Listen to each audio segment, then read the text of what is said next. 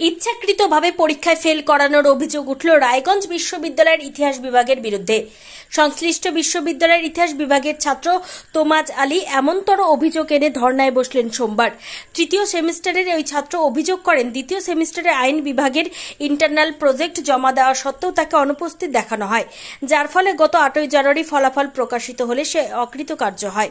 বিশ্ববিদ্যালয় কর্তৃপক্ষের কাছে একাধিকবার এই বিষয়ে দরবার করেও কোনো সুরাহা হয়নি বলে দাবি করেন ওই ছাত্রটি।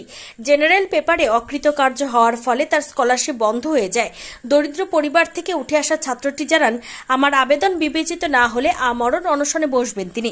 একদিকে যেমন তার এই অভিযোগকে সমর্থন জানান অভিযোগকারীর সহপাঠী আমিরুল ইসলাম, ঠিক তেমনি এই অভিযোগকে স্বীকার করে নিয়ে বিশ্ববিদ্যালয়ের উপাচার্য দীপক কুমার রায় বলেন, বেশ কিছু বিভাগের ছাত্রছাত্রীদের সঙ্গে এই ধরনের ঘটনা ঘটেছে, যা অত্যন্ত দুঃখজনক।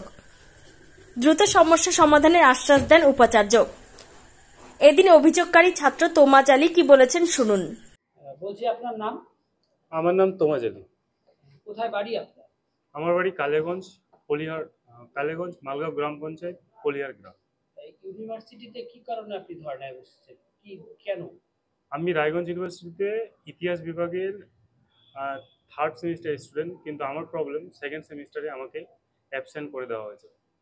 আইপিআর নামক আইপিআর নামে একটা সেকশন আছে জেনারেল পেপার, ওই জেনারেল পেপারে আমাকে ল ডিপার্টমেন্ট থেকে ইন্টারনাল প্রজেক্ট জমা দেওয়া সত্ত্বেও ইচ্ছাকৃতভাবে আমাকে ফেল করানো হয়েছে।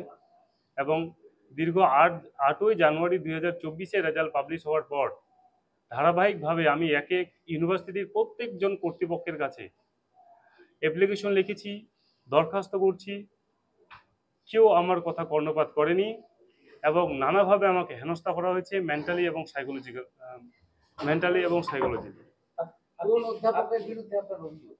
আমার অধ্যাপক, যিনি আমাকে আইপিআর সেকশনটা পড়িয়েছিলেন, law department doctor Bhupal Bhattacharya. ইচ্ছাকৃতটা কেন মনে হলো আপনার? ইচ্ছাকৃতভাবে মনে হওয়ার কারণটাই হচ্ছে যে আমি প্রজেক্ট জমা দিয়েছি। আমার সাথে আমার আরো অনেক বন্ধু রয়েছে যাদেরকে পাস করানো হলো, অথচ আমাকে এখানে পাস করানো হলো না। আমি একই অ্যাপ্লিকেশন নিয়ে ল ডিপার্টমেন্টে অ্যাপ্লিকেশন করলাম, আমি কন্ট্রোলার স্যারের কাছে অ্যাপ্লিকেশন করেছি, আমি ডিন স্যারের কাছে অ্যাপ্লিকেশন করেছি, আমি ভিসিকে অ্যাপ্লিকেশন করেছি। তার জন্যই আমার আজকে এই ঘটনাটাকে ইচ্ছাকৃতভাবে মনে হচ্ছে। কতদিন ধরে চলছে এটা? 8ই জানুয়ারিতে রেজাল্ট পাবলিশ হয়েছে। তাহলে ওই হিসাবে আজকে কত তারিখ, সেটা 3 মাস ব্যাপী, 3 মাস, প্রায় 3 মাস ব্যাপী এই ঘটনাটা ঘটছে আমার। আজকে আপনি ধর্নায় বসলেন হঠাৎ করে। পাশাপাশি সহপাঠী আমিরুল ইসলাম কি বলেছেন শোনাবো। বলছি, তোমার নাম? আমিরুল ইসলাম। যে ধর্নায় বসেছে তাকে কিভাবে চেনো? আমরা একই সেমিস্টারে একই ডিপার্টমেন্টে পড়ি। ঠিক কি হয়েছে ওর সাথে? ওর সাথে হয়েছে, আমাদের একটা জেনারেল সাবজেক্ট ছিল আইপিআর। ওর প্রজেক্ট অ্যাসাইনমেন্ট দিয়েছিল ডিপার্টমেন্ট থেকে, ল ডিপার্টমেন্ট থেকে। তো সবাই জমা করেছে, আমরাও করেছি, একসাথে জমা করেছি। এবং জমা করার পরে স্যার সিগনেচার নিয়েছিল যারা যারা জমা করেছে, আমরাও সিগনেচার দিয়েছি। আমার নিচে ওর সিগনেচার ছিল, তবুও সবাইকে মানে পাস করানো হয়েছে, শুধু ওকে একমাত্র অ্যাবসেন্ট করিয়েছে।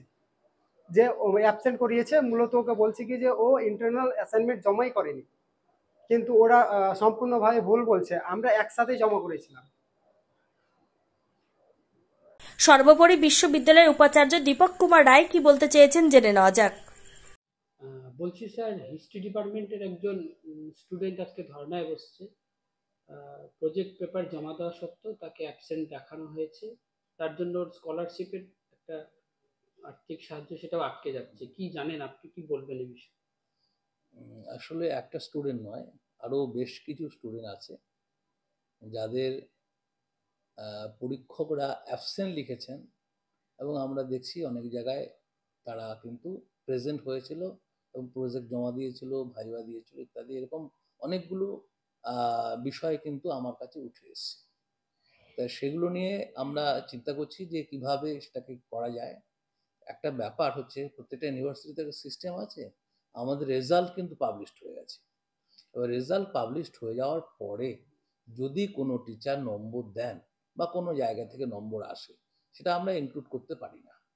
কারণ একটা পরীক্ষা সংক্রান্ত একটা নিয়মের মধ্যে আমাদের থাকতে হয়, এবং তার সত্ত্বেও বেশ কিছু ছাত্রছাত্রী রেজাল্ট পাওয়ার পরে দেখছে যে তাদের এরকম অ্যাবসেন্ট এসছে। সেগুলো আমরা পয়েন্ট টু পয়েন্ট দেখার চেষ্টা করছি। শুধু একটা হিস্ট্রি নয়, আরও অনেক ডিপার্টমেন্টে আমার কাছে খবর আছে, এবং সেগুলোকে কীভাবে মিনিমাইজ করা যায় আমরা চেষ্টা করছি। কন্ট্রোলারের সঙ্গে আলোচনাও হয়েছে, এবং এই বিষয়গুলো আমরা দেখেছি দুটো সেকশন রয়েছে। একটা হচ্ছে ইয়ার ল্যাপস কিন্তু অনেকেরই হচ্ছে না, আবার অনেকেরই ইয়ার ল্যাপস হয়তো 2-1 জনের ক্ষেত্রে আছে।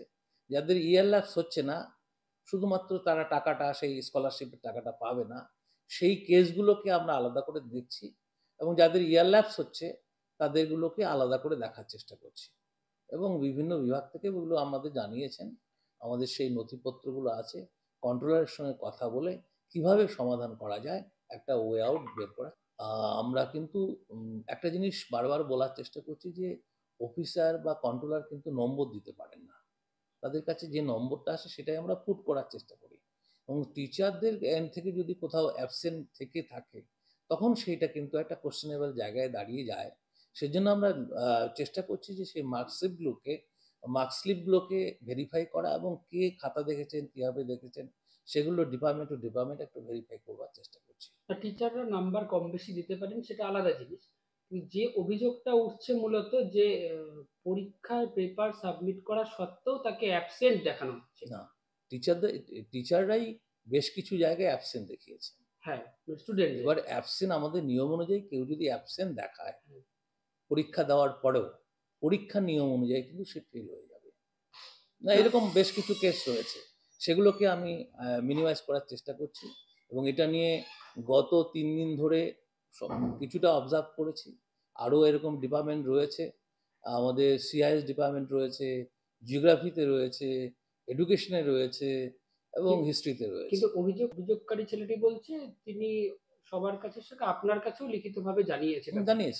কিন্তু এটা তো একটা সিস্টেমের মধ্যে রান করবে, সিস্টেমের মধ্য দিয়ে এটা একটা সিদ্ধান্ত নিয়ে আমাদের এগোতে হবে এই মুহূর্তে। এবং এই মুহূর্তে তো ওইভাবে আমরা সিদ্ধান্ত নিতে পারবো না, কারণ একটা পরীক্ষা সংক্রান্ত ব্যাপার।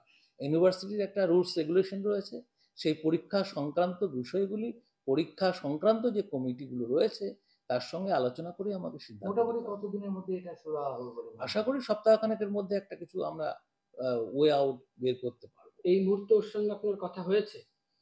সেই ছেলেটি আমি জানি না, হয়তো এর আগে এসেছিল, কয়েকদিন ধরে আমি দেখিনি। তবে সত্যি যদি ওই ছাত্রটি তার কাগজপত্র জমা দিয়ে থাকেন তাহলে বিষয়টি সহানুভূতির সঙ্গে দেখা হোক, এমনটাই চাইছেন উপস্থিত ছাত্রছাত্রীরা। রায়গঞ্জ বিশ্ববিদ্যালয়ে ঘুরে নিজস্ব প্রতিনিধি রিপোর্ট, টাইমস 14 বাংলা। এখানে প্রতিদিন অপারেশন করছেন ও বহির্বিভাগের রোগী দেখছেন ইউরোসার্জন ডক্টর আতার কাশিম, পিজি হসপিটাল, কলকাতা। তাছাড়াও এখানে স্বাস্থ্যসাথী কার্ড ও ওয়েস্ট বেঙ্গল হেলথ স্কিমের সুবিধা রয়েছে। আমাদের ঠিকানা রায়গঞ্জ উকিলপাড়া। বিশদে জানতে কল করুন 8373066655 অথবা 8373066644 এই নম্বরে। সব মাই চায় মেয়েকে রাজরানীর মতন সাজাতে, সাজিয়ে তুলতে চায় সোনার গয়নায়। ওরিয়েন্ট জুয়েলার্স, সোনা যা সর্বক্ষণের।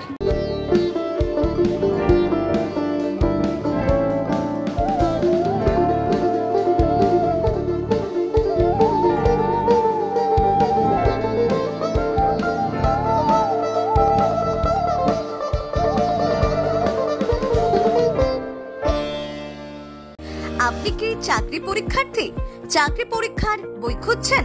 তাহলে আজই চলে আসুন সৌরভ বুক অ্যান্ড ম্যাগাজিন সেন্টারে। এখানে BSc, WBCS, bank, rail, ICDS, nursing, ANM এবং জিএনএম সহ কেন্দ্রীয় ও রাজ্য সরকারের সকল চাকরির পরীক্ষার বই ও ম্যাগাজিন পাওয়া যায়।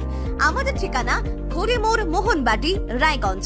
বিস্তারিত জানতে যোগাযোগ করুন 9002904090 অথবা 9434347016।